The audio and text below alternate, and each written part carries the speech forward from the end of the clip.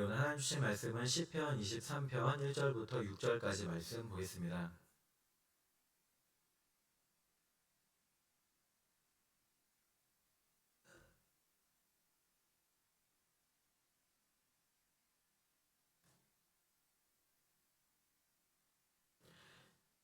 시편 23편 1절부터 6절까지 말씀 우리 번갈아 가면서 읽겠습니다. 여호와는 나의 목자시니 내게 부족함이 없으리로다.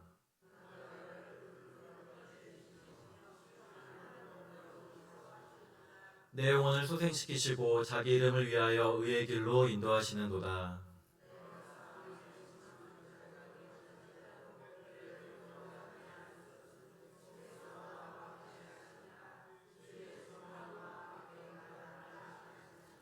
주께서 내 원수의 목전에서 내게 상을 차려주시고 기름을 내 머리에 부으셨으니 내 잔이 넘치나이다. 내 평생의 선하심과 인자하심이 반드시 나를 따르리니 내가 여호와의 집에 영원히 살리로다. 아멘. 네, 오늘은 여호와는 나의 목자시니라는 제목으로 우리 말씀 같이 나누도록 하겠습니다. 주석의 말씀에 보니까 오늘 말씀은 하나님과 성도의 관계를 이 목자와 양에 비유하며 아름답게 묘사한 이 전형적인 전언시라고 말합니다. 성도들이 가장 많이 애송하는 이 시편의 백미인 것입니다. 우리도 사실 너무나 잘 알고 있고 누구나 참으로 좋아하는 말씀이기도 합니다. 우리가 오늘 말씀을 머릿속에 한번 떠올려서 그려본다면은 푸른 풀밭이 펼쳐져 있고 또 그 옆에는 잔잔한 물가가 있으며 그 위에 평안을 누리는 수많은 양들, 그리고 우리가 잘 아는 그림인 예수님께서 지팡이를 드시고 한 손에는 인자한 표정으로 어린 양을 안고 계시는 모습을 우리가 생각해 볼 수 있습니다. 실로 낭만적인 이 정치가 듬뿍 묻어나는 말씀이 아닐 수 없는 것입니다. 오늘 말씀을 통해 우리가 볼 때 우리가 가장 먼저 볼 수 있는 것은 바로 하나님은 나의 목자시라는 다윗의 고백입니다. 이것은 다윗만의 고백이 아니라 이미 앞선 신앙의 선조들 또 지금을 사는 우리들의 고백이 되기도 합니다.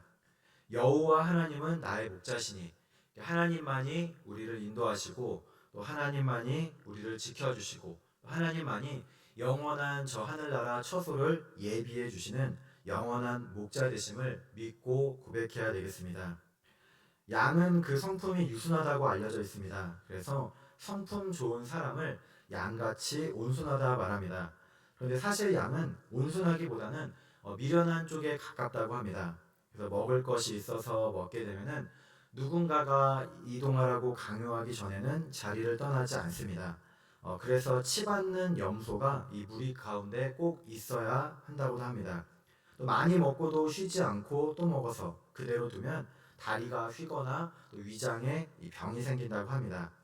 또 1m, 3m, 그러니까는 그 앞도 제대로 보지 못해서 길 잃기 딱 좋은 동물이라는 것입니다. 그래서 이게 뭐 시력으로 하면은 우리 뭐 장로님 잘 아실 텐데 이게 마이너스 뭐 10 디옵터 이게 맞는지 모르겠습니다. 어쨌든 초고도 근시로 바로 앞에 있는 것밖에 볼 수 없는 것입니다. 그래서 양들도 그래서 양경을 좀 쓰고 다녀야 되는데 안경을 이제 양들이 쓸 수 없으니까 이 목자를 따라가다 보면은 100마리가 이제 쭉 이제 줄 서서 가다 보면은 맨 뒤에 있는 양은 이 앞에 목자가 안 보이는 겁니다. 휘끄무리 해가지고 안 보이니까 바로 자기 앞에 있는 양의 이 꽁무니를 따라간다는 것입니다. 그래서 이러한 양의 특성을 잘 아는 목자는 이러한 모든 부분을 잘 헤아려서 배려하면서 이끌어야 되는 책임을 지닌 것입니다. 이사야 53장 6절에는 우리는 다 양 같아서 그릇 행하여 각기 제 길로 갔거늘 말합니다. 우리는 죄악을 범했다. 그것을 이렇게 양처럼 그릇 행했다라고 그렇게 표현하는 것입니다. 하나님의 길을 따라서 가야 되는데 하나님의 길을 떠나 전적으로 타락한 존재임을 나타냅니다. 그러니까 우리도 사실 양과 같음을 우리가 깨달아야 됩니다.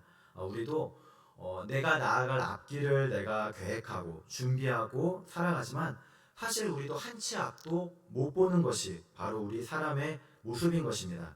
우리는 바로 잠시 후 또 내일 일, 앞으로의 일을 알지 못합니다. 내가 안다고 생각하고 준비하고 계획하지만 어떠한 일이 일어날지 아무런 일도 없을지 아니면 또 다른 일이 내일 우리를 기다리고 있을지 전혀 우리에게 알려진 바가 없습니다. 전도서 7장 14절에 보니까 형통한 날에는 기뻐하고 공고한 날에는 되돌아보아라. 이 두 가지를 하나님이 병행하게 하사 사람이 그의 장래일을 능히 행하려 알지 못하게 하셨느니라 말씀합니다. 하나님께서는 우리에게 좋은 날, 형통한 날도 주시고 또 공고한 날, 슬프고 힘든 날도 있게 하십니다. 근데 이 두 가지를 병행해서 한 번은 좋은 날도 있고 한 번은 힘든 날도 있고 또 한 번은 좋은 날도 있고 한 번은 슬픈 날도 있고, 그래서 사람으로 하여금 장래일을 능히 헤아려 알지 못하게 하셨다고 말씀합니다. 그래서 이 말씀은 우리 사람이 가진 연약함, 제한된 존재임을 뜻합니다. 그래서 우리는 오직 하나님의 절대 주권을 믿고 의지해야 됩니다. 그래서 양이 된 우리는 목자 되시는 하나님을 절대적으로 믿고 의지해야 되는 것입니다. 요한계시록 3장 18절에 보면 이렇게 말씀합니다. 내가 너를 권하노니 내게서 불로 연단한 금을 사서 부유하게 하고 흰옷을 사서 입어 벌거벗은 수치를 보이지 않게 하고 안약을 사서 눈에 발라보게 하라 말합니다. 안약을 사서 눈에 바르라. 라오디게아 교회에 보내는 말씀인데 안약을 사라고 말합니다. 당시 라오디게아는 의학교로 유명했다고 합니다. 지금도 우리 의대 증원 문제로 계속해서 이렇게 정부와 의료계가 대립 중에 있는데 라오디게아에는 유명한 의학교가 있는 것으로 명성을 떨친 것입니다. 그래서 이곳에는 각종 약들이 만들어졌는데 그 중에 하나가 안약으로 널리 알려진 부르기아 가루를 수출했다고 합니다. 그런데 이렇게 좋은 안약, 눈에 넣는 약이 있음에도 불구하고 실제로 영적인 눈이 띄어지지 않으면 아무런 소용이 없다는 것입니다. 그래서 영적인 시력을 회복하기 위해서 세상의 안약을 바르는 것이 아니라 영적인 보이지 않는 눈에 넣는 약을 사서 발라보라고 그렇게 성령이 말씀하시는 것입니다. 우리 역시도 양처럼 한 치 앞도 못 보는 존재입니다. 우리가 세상 것은 잘 보고 내가 세상의 지식에는 밝고 잘 깨닫는다고 하지만 하나님 말씀을 내가 제대로 보지 못하면 안 되는 것입니다. 요한복음 9장 39절에도 보니까 예수께서 이르시되 내가 심판하러 이 세상에 왔으니 보지 못하는 자들은 보게 하고 보는 자들은 맹인이 되게 하려 함이라 말씀한 것 같습니다. 예수님 당시에도 보는 사람들은 다 예수님을 모른다고 하고 배척하고 도리어 맹인이 예수님을 믿고 눈을 뜨지 않았습니까? 우리 역시도 예수님의 말씀을 깨닫고 영적으로 소경이 되어서는 안 되는 것입니다. 양들이야 앞을 잘 못 보고 그렇게 걸어가긴 하지만은 우리도 한 치 앞을 볼 수 없음을 깨닫고 늘 목자 되시는 우리 하나님을 잘 따라가기를 힘써야 되는 것입니다. 나의 삶의 주인은 나라고 생각하고 나아가지만 우리 그렇지가 않습니다. 우리 언제나 하나님을 바라보면서 믿음의 눈을 뜨게 해달라고, 올바로 하나님을 보게 해달라고 간구하는 우리 성도 여러분 되시기를 축복합니다. 오늘 말씀 1절로 3절 말씀을 보면은 이렇게 말씀합니다. 여호와는 나의 목자시니 내게 부족함이 없으리로다. 그가 나를 푸른 풀밭에 누이시며 쉴 만한 물가로 인도하시는도다. 내 영혼을 수행시키시고 자기 이름을 위하여 의의 길로 인도하시는도다 말씀합니다. 우리 하나님께서 친히 목자가 되어 주시기 때문에 부족함이 없다는 것이 다윗의 고백인 것입니다. 우리는 지금 당장 나에게 필요한 것이 무엇인지 또 꼭 있어야 될 것이 무엇인지 사실 잘 알지 못한 채 살아갈 때가 많습니다. 그럴 때 하나님께서는 우리에게 지금 꼭 필요한 우리 푸른 풀밭에 누이시고 또 쉴만한 물가로 인도하심을 믿으시기 바랍니다. 한 가지씩 살펴보면 이렇습니다. 우리 푸른 풀밭은 이 사막의 뜨거운 태양열, 우리 지금도 낮이 많이 폭염으로 더운데 그런 태양을 피해서 쉴 수 있는 그늘진 곳 휴식처를 말합니다. 양들은 푸른 풀밭에 가야만이 쉴 수 있고 꿀을 먹으며 살아갈 수 있습니다. 쉴만한 물가는 무엇입니까? 세찬 물결과는 대비되는 잔잔한 물가입니다. 그래서 목자는 양들을 인도하는데 급류로 양들을 인도하지 않습니다. 잔잔한 물가로 인도해서 거기서 안전하게 쉬고 먹고 마실 수 있도록 인도하는 것입니다. 3절에 우리의 영혼을 수행시키시고 하나님의 이름을 위하여 의의 길로 인도하신다고 말씀합니다. 여기서 의의 길이란 뭐 도덕적으로 의롭고 깨끗한 그런 것이 아니라 평탄의 길, 형통의 길을 뜻합니다. 그래서 하나님께서는 그분의 자녀들 되는 우리 양들을 평탄하고 형통하도록 인도하시는 그런 사랑을 베풀어 주시는 것입니다. 그리고 이렇게 하시는 모든 목적은 궁극적으로 자신의 이름을 위해서 하나님의 영광을 위하여 하신다고 말씀합니다. 우리는 이러한 하나님의 살아계심, 인도하심을 믿고 따라가야 되겠습니다. 나에게 가장 좋은 푸른 풀밭, 나에게 가장 좋은 쉴만한 물가, 의의 길. 지금 나는 내가 이것이 있어야 된다고 생각하는 것이 있지만 사실 하나님이 보시는 것은 다를 수가 있습니다. 그런데 그 하나님은 내가 원하는 것도 물론 이루어 주시지만 하나님이 보실 때 나에게 가장 필요한 것들을 더해 주심을 우리 믿으시기 바랍니다. 오직 하나님을 믿고 나아갈 때 우리 이러한 모든 것들을 누리게 될 줄 믿습니다. 요한복음 10장에 보니까 예수님을 선한 목자라고 말씀합니다. 그리고 요한복음 10장 3절 4절에 보니까 문지기는 그를 위하여 문을 열고 양은 그의 음성을 듣나니 그가 자기 양의 이름을 각각 불러 인도하여 내느니라. 자기 양을 다 내놓은 후에 앞서 가면 양들이 그의 음성을 아는 고로 따라오되 말합니다. 그 양은 시력이 좋지 않아도 발달된 청력이 있다고 합니다. 그래서 뭐 안경은 양은 필요하지만 이 보청기가 필요 없는데 양은 눈이 잘 안 보여도 이 목자의 소리를 듣고 목자가 인도하는 대로 따라갈 수 있는 것입니다. 그런데 예수님 역시도 우리의 목자가 되어 주셔서 우리의 이름을 자기 양의 이름을 하나씩 불러서 목자가 데려오듯이 우리의 이름을 각각 불러 인도하여 내신다는 것입니다. 우리는 바로 나를 부르시는 주님의 음성을 바르게 들어야 되겠습니다. 하나님께서 우리에게 말씀하신다면 우리 무슨 말씀을 주실까요? 우리가 기도 열심히 해가지고 하나님을 만나고 하나님께 나아갔을 때 하나님이 주시는 말씀 아마도 뭐 이런 말씀이지 않을까 싶습니다. 사랑하는 누구야? 내가 너를 사랑한단다. 나를 믿고 따라오려무나 어떠한 것도 두려워하지 말아라. 내가 너와 함께하느니라. 이러한 하나님의 음성 말씀 들으시기를 소망합니다. 찬송가 528장 예수가 우리를 부르는 소리 그 음성 부드러워 문 앞에 나와서 사면을 보며 우리를 기다리네 찬양합니다. 우리 후렴에 오라 오라 방황치 말고 오라 죄 있는 자들아 이리로 오라 주 예수 앞에 오라 찬양합니다. 우리는 지금도 세상의 많은 것들을 보고 들으며 살아갑니다. 그런데 우리가 꼭 들어야 될 것이 있습니다. 바로 하나님의 음성, 예수님의 부르심, 말씀인 것입니다. 우리는 지금도 내 이름을 부르면서 사랑하는 누구야 하는 그런 예수님, 우리 하나님의 말씀을 따라 순종하여 살아야 되겠습니다. 우리 양들이야 뭐 풀밭으로 나아가지만 꼭 들어야 될 것은 반드시 목자의 음성인 것처럼 우리 역시도 우리를 만족시켜 주시고 우리 부족함이 없도록 인도하시는 하나님을 믿고 나오시기 바랍니다. 나에게 진정한 푸른 풀밭, 쉴만한 물가는 바로 하나님께 있습니다. 우리 그 음성 듣기를 사모하며 주님 앞에 나오는 복된 성도 여러분 되시기를 주님의 이름으로 축복합니다.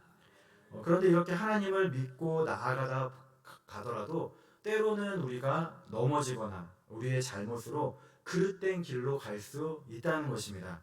또 원하든 원치 않든 우리는 믿음의 훈련, 우리 천국 가기까지 그 예수님을 닮아가기까지 훈련을 위한 시련과 역경과 고난을 당할 때도 있습니다. 그런데 그때마다 하나님은 결코 우리를 홀로 내버려 두지 않으십니다. 오늘 말씀 4절에 보니까 내가 사망의 음침한 골짜기로 다닐지라도 해를 두려워하지 않을 것은 주께서 나와 함께 하심이라. 주의 지팡이와 막대기가 나를 안위하시나이다 말씀합니다. 이 산지가 많은 이스라엘에는 이 어두운 골짜기를 쉽게 찾을 수 있다고 합니다. 만약에 목자를 잃은 양이 이러한 곳을 혼자 지나간다면 낭떠러지로 떨어진다든지 또 틀림없이 사나운 짐승의 먹이가 되거나 죽음의 위협을 당할 수밖에 없는 것입니다. 하지만 그런 어둠의 골짜기, 사망의 음침한 골짜기를 다닌다 할지라도 목자가 있는 양은 그 모든 길을 두려움 없이 지나갈 수 있다는 것입니다. 우리 역시도 하나님께서 우리와 함께 하시기 때문에 인생의 어려움과 고난과 골짜기에서도 해를 두려워하지 않음을 믿고 고백해야 되겠습니다. 우리 악한 마귀는 오늘도 우리를 공격합니다. 베드로전서 5장 8절에 보니까 근신하라 깨어라 너희 대적 마귀가 우는 사자같이 두루다니며 삼킬 자를 찾나니 말씀합니다. 우리 그럴지라도 우리는 두려워하거나 낙심하지 않을 수 있는 것입니다.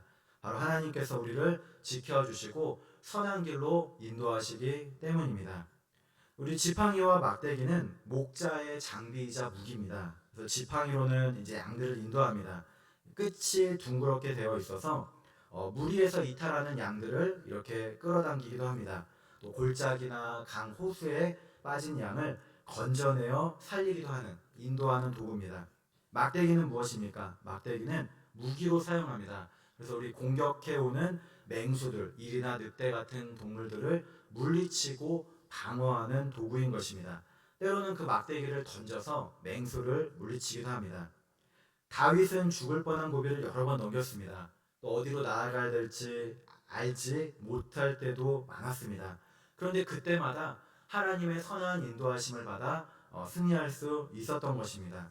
사울 왕이 다윗을 잡으려고 쫓아올 때 사무엘상 23장 26절에 보니까 사울이 산 이쪽으로 가매 다윗과 그의 사람들은 산 저쪽으로 가며 다윗이 사울을 두려워하여 급히 피하려 하였으니 이는 사울과 그의 사람들이 다윗과 그의 사람들을 에워싸고 잡으려 함이었더라 말씀합니다.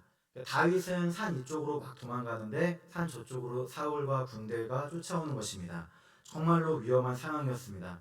그런데 급박한 위기 가운데서도 하나님께서는 이스라엘의 블레셋 군대가 침묵해 하셔서 사울이 다윗 뒤쪽 길을 그치고 돌아갑니다. 그래서 그곳을 셀라 하마느곳, 그러니까 분리하는 바위라고 칭할 정도였습니다. 이러한 경험이 있었기에 다윗은 내가 사망의 음침한 골짜기로 다녀도 해를 두려워하지 않을 것은 주께서 나와 함께 하심이라. 그런 경험에서 우러나오는 고백을 할 수 있었던 것입니다. 우리 역시도 이러한 믿음의 고백이 있기를 소망합니다. 하나님께서는 그분의 살아계심과 권세, 능력을 나타내 보여주시길 원합니다. 그래서 우리로 하여금 오직 내가 하나님만 믿고 의지하도록 다른 세상의 것들을 다 끊어내고 오직 하나님만 바라볼 수 있도록 우리를 사망의 음침한 골짜기로 지나가는 것을 허락하시기도 합니다. 우리의 잘못과 죄로 인해서 그릇된 길로 행하여 갈 수도 있습니다. 그러나 그때마다 우리는 두려워하지 않을 수 있는 것입니다. 그 이유는 바로 하나님께서 나와 함께 하시기 때문에 어떠한 내 삶의 역경과 고난과 어려움이 온다 할지라도 주의 지팡이와 막대기로 보호하시는 주님이 있으심을 믿으시기 바랍니다. 지금도 많은 사람들이 삶의 끝에서 절망 가운데 포기하고 낙담합니다. 근데 바로 그 순간에도 주님이 함께 하심을 우리 믿어야 되겠습니다. 우리 찬송가 작사 이야기를 보니까 윌리엄 쿠싱 목사님은 힘들게 목회 사역을 이어가던 중 이 사랑하는 아내 사모님을 먼저 떠나보냈다고 합니다. 1864년 사랑하는 아내가 알 수 없는 병에 걸려서 시름시름 앓기 시작했습니다. 처음에는 별것 아니라고 생각했는데 날이 갈수록 쿠싱 목사님의 마음은 점점 불안해져 갔습니다. 가만히 생각해 보니까 힘든 내색 한 번 하지 않고 넉넉하지 못한 생활과 사역을 뒷바라지하느라 아내의 몸과 마음이 지칠 대로 지쳤던 것입니다. 결국 몇 년 지나지 않아 정성 어린 간호에도 불구하고 1870년 7월 13일 아내는 세상을 떠나고 말았습니다. 이 목회하면서 사모님을 먼저 잃게 되는 것, 우리 크나큰 고통이요, 우리 목회를 그만둘 수밖에 없는 절망적인 일일 것입니다. 그런데 거기에 더해서 심각한 이 성대 손상까지 겪으면서 말을 전혀 할 수 없는 상황에 이른 것입니다. 이 목사가 말을 하지 못한다는 것은 도무지 사역을 이어나갈 수 없는 일과 마찬가지였습니다. 이러한 때에 목회를 그만둘 수밖에 없다고 생각했다고 합니다. 절망에 빠져 생명을 포기할 만큼 고통의 시간을 겪은 것입니다. 우리 오늘 말씀으로 치면은 사망의 음침한 골짜기와 같은 길을 걸어간 것입니다. 더 이상 설교도 할 수 없으니 하나님께 받은 사명도 다 끝났다고 생각했습니다. 하지만 쿠신 목사님은 이러한 삶에 찾아온 커다란 비극 가운데서 다시 한번 하나님의 뜻을 기다리며 기도드려 보기로 했습니다. 주님, 주님의 뜻은 어디 있습니까? 저를 이 땅에 태어나게 하신 이유가 무엇입니까? 사랑하는 아내도 데려갔으니 차라리 저의 목숨도 거두어 주십시오. 말 못하는 이 육신도 같이 데려가 주십시오. 간구했습니다. 그러던 어느 날 하나님의 감동을 받았습니다. 하나님의 마음이 전해져 그의 마음에 살며시 들어왔습니다. 말 못하는 입술도 병든 내 몸도 모두 내 것이란다. 내 사랑하는 아들을 십자가에 피 흘려 죽게 하면서까지 내가 너를 값주고 산노라. 이러면서 하나님께서는 너는 내 것이라 말씀하시면서 목사님의 상한 영혼을 어루만져 주시고 그러한 은혜로 모든 절망과 두려움에서 자유로울 수 있었다는 것입니다. 이후 모든 것을 내려놓고 주님만으로 만족하기 원한다고 우리 오늘 말씀으로 하면은 주님 한 분만으로 부족함이 없으리로다 우리 고백으로 성령의 감동 가운데 찬송시를 써내려 갔습니다. 그것이 바로 찬송가 419장 주날개 및 내가 편안히 쉬네입니다. 주날개 및 내가 편안히 쉬네 밤 깊고 비바람 불어쳐도 아버지께서 날 지켜주시니 거기서 편안히 쉬리로다. 주날개 및 평안하다. 그 사랑 끊을 자 니뇨. 주날개 및 내 쉬는 영혼. 영원히 거기서 살리. 어쩌면 모든 것을 잃고 두려움과 절망 가운데 처해도 사망의 음침한 골짜기를 걸어갈 때도 우리는 하나님께서 보호해 주시니 우리가 믿음의 길을 걸어갈 수 있는 것입니다. 오늘 말씀과 같이 주의 지팡이와 막대기가 나를 안위하시니 보호해 주시고 지켜 주시니 우리 어떠한 어려움 가운데서도 주님의 선한 인도하심을 우리 믿으시기를 바랍니다. 끝으로 5절과 6절에 보니까 주께서 내 원수의 목전에서 내게 상을 차려주시고 기름을 내 머리에 부으셨으니 내 잔이 넘치나이다. 내 평생의 선하심과 인자하심이 반드시 나를 따르리니 내가 여호와의 집에 영원히 살리로다 말씀합니다. 우리 하나님은 우리를 의의 길로 인도하시고 악한 것으로부터 지켜 보호해 주실 뿐더러 마침내 승리하도록 이끄십니다. 그래서 다윗은 자신들의 원수들이 보는 앞에서 잔치를 베푸시는 하나님, 기름을 부으시고 크게 높이시고 부유하게 하시는 하나님을 감사하며 찬양드립니다. 내 잔이 넘치나이다. 우리가 세상의 것을 부유하게 모든 것을 다 누려서 넘치는 것이 아니라 하나님이 주시는 영적인 복이 있기 때문에 이러한 고백을 하는 것입니다. 우리 역시도 하나님을 믿고 의지하며 살아갈 때 어떠한 원수의 공격으로부터도 안전하고 승리할 수 있음을 믿어야 되겠습니다. 우리 지금도 악한 원수 마귀가 우리를 넘어뜨리려고 하고 너 그렇게 믿어도 안 돼. 너 그렇게 교회 다녀도 너를 지켜주신 하나님 없어. 기도해도 소용없어. 우리에게 속삭이며 믿음에서 떨어지게 합니다. 그런데 우리는 결코 포기해서는 안 됩니다.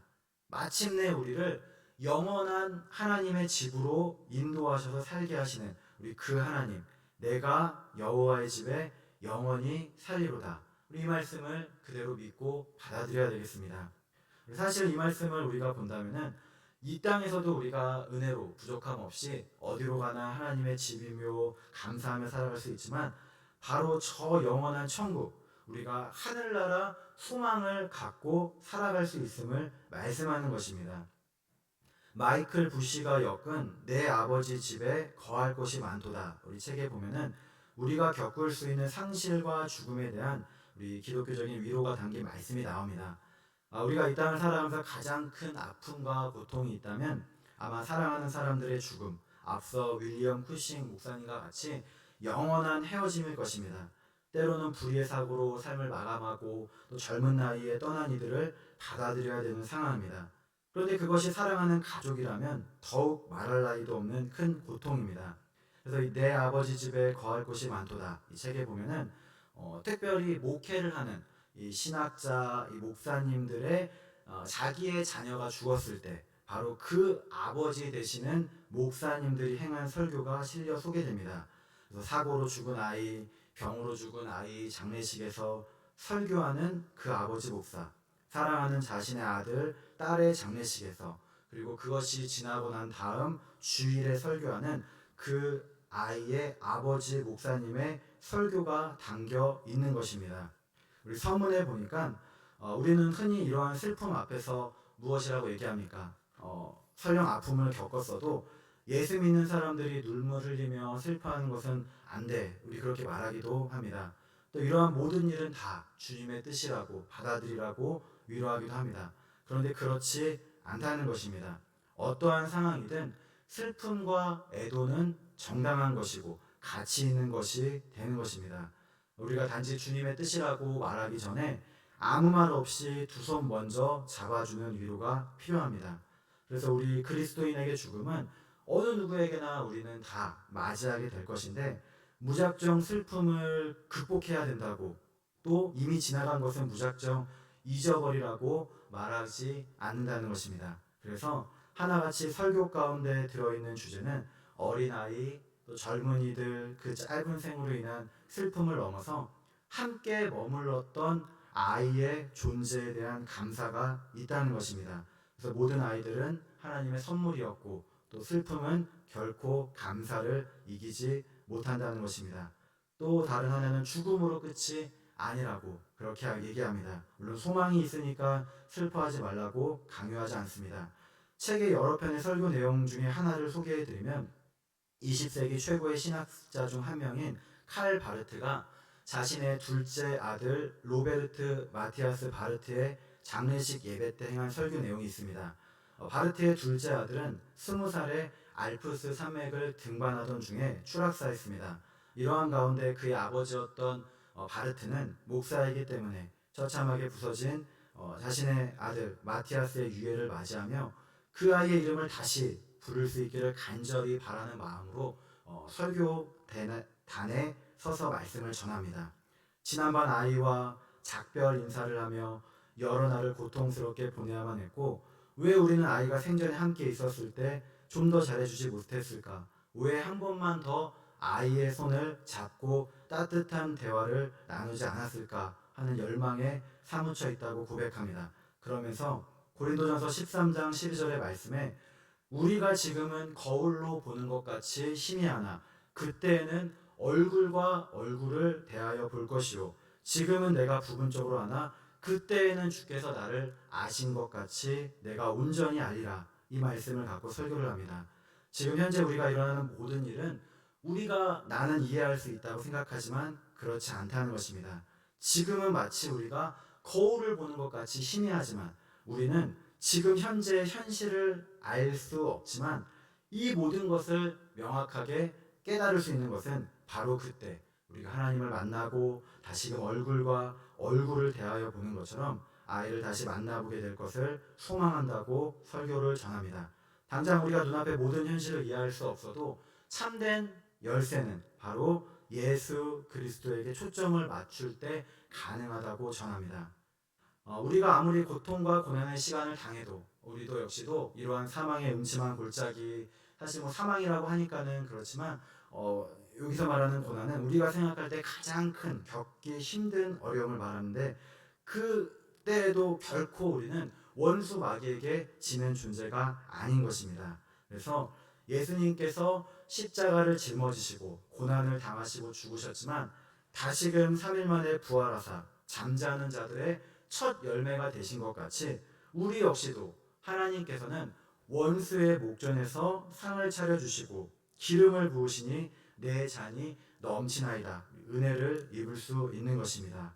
우리 사망의 음침한 골짜기가 우리 삶을 엄습해온다 할지라도 우리는 평생토록 하나님의 선하심과 인자하심이 정령 따르고 저 영원한 천국에서 우리의 눈은 눈앞에 있는 것밖에 보지 못하지만 저 보이지 않는 영원한 저 천국 여호와의 집에 사는 특권을 누릴 수 있는 자녀들임을 믿으시기 바랍니다. 우리 언제나 이러한 믿음을 굳게 붙들고 어떠한 삶의 고난과 역경이 있어도 우리 주님 앞에 신실하게 인도함을 받으며 나아가기를 소망합니다. 그거면 대체 뭐가 더 필요해? 우리 유머 예화로 말씀을 마치겠습니다. 어떤 목사님이 이웃교회 심호하는 후배 전도사님으로부터 자기 교회 주일 저녁 예배에 설교를 해달라는 요청을 받았다고 합니다. 그래서 약속 날짜를 잡고 이제 다 시간이 다가오고 있었습니다. 이웃교회 전도사님에게서 전화가 왔습니다. 주보에 실기 위해서 설교 제목과 성경 본문을 알려달라는 것이었습니다. 그래서 목사님이 말했습니다. 본문은 시편 23편 1절부터 6절까지. 그러자 전도사님은 그러면 제목은요? 하고 물었습니다. 목사님은 제목은 여호와는 나의 목자시니 하고 대답했습니다. 전사님은 이것을 받아 적으면서 그 다음에는요? 하고 물었답니다. 아마도 그 뒤에 뭐가 더 있다고 생각한 모양입니다. 그러자 목사님은 뭐 그거면 됐지 뭐가 더 필요해 라고 대답해 주었습니다. 약속한 주일 밤 저녁에 이제 예배를 드리려고 이웃교회를 찾아갔습니다.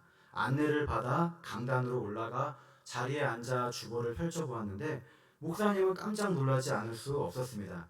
저녁 예배 설교 제목이 다음과 같이 적혀 있었던 것입니다. 여호와는 나의 목자시니 그거면 됐지 뭐가 더 필요해. 물음표. 가슴이 철렁 내려앉고 꽉 귀가 막혔습니다. 여호와는 나의 목자신이란 제목에 핀잔처럼 전도사에게 한 말이 제목으로 붙어 있었기 때문입니다. 목사님은 찬송을 하면서도 눈을 감고 기도를 하면서도 이 제목을 바로 잡아야 될 것인가 아니면 그냥 무시하고 설교를 할 것인가 고민이 됐습니다. 그런데 고민 끝에 그래 제목대로 설교를 하자 하고 결심했습니다. 그래서 준비해 왔던 설교 원고는 이제 다 덮고 전혀 새로운 시각으로 설교를 했습니다. 제목을 바꾸니까 말씀이 새롭게 보였다는 것입니다. 목사님은 이렇게 설교를 했습니다. 여러분은 푸른 풀밭에 싱싱한 풀을 원하십니까? 맑은 시냇가에서 시원한 물을 마시고 싶으십니까? 그러나 여러분 시편 23편에 나오는 양은 그 풍성한 풀밭에서 뿔을 뜯지 않고도 물도 마시지 않고도 누워 있습니다. 너무 배가 불러서이겠습니까? 아니면 욕심이 없어서이겠습니까? 양은 배가 불러도 몇 시간씩 계속 풀을 뜯고 우물거리며 되새김질을 한다고 합니다. 그 이유는 아주 단순하고 분명합니다. 목자에게서 오는 참 만족이 있기 때문입니다. 다윗은 고백합니다. 여호와께서 나의 목자가 되시니 나에게 부족함이 없습니다. 그렇습니다. 여호와 하나님은 나의 목자가 되시고 내가 그분의 양이 되니 참으로 만족할 수밖에 없습니다. 여호와는 나의 목자시니 그거면 됐지 뭐가 더 필요하겠습니까? 이렇게 외치면서 힘있게 말씀을 전하자 그 말씀을 들은 온 교회 성도들 아멘 아멘 하면서 큰 은혜를 받았다는 그런 예화입니다. 사실 우리도 여호와는 나의 목자시니 그거면 됐지 뭐가 더 필요해 라는 믿음을 가져야 되겠습니다. 우리 하나님께서는 우리를 푸른 풀밭 쉴만한 물가로 인도하십니다. 사망의 음침한 골짜기로 다녀도 지팡이와 막대기로 보호하십니다. 그리고 마침내 주의 날개 그늘 아래 저 영원한 여호와의 집에 거하는 축복을 주십니다. 인도하심, 보호하심, 처소를 예비하시는 주님 앞에서 어떠한 것도 더 필요한 것이 없습니다. 우리 이 땅을 살아가면서 내가 겪을 수 있는 가장 큰 어려움, 고난과 역경과 눈물과 슬픔과 아픔이 있어도 우리를 그리스도의 사랑에서 끊을 수 없고 모든 것을 이겨낼 수 있는 것입니다. 이러한 믿음으로 살아가기를 소망합니다. 여호와는 나의 목자시니 우리 그거면 됐지 뭐가 더 필요해. 지금은 우리가 모든 것을 알 수 없어도 영원한 그때인 저 천국 바라보며 승리하며 나아가는 복된 성도 여러분 되시기를 주님의 이름으로 축복합니다. 기도드리겠습니다. 하나님 언제나 여호와는 나의 목자시니라는 믿음의 고백으로 영원한 하늘나라 처소를 바라보며 믿음으로 승리하게 하옵소서. 감사드리며 예수님의 이름으로 기도드립니다. 아멘. 찬송가 288장 찬양드리겠습니다.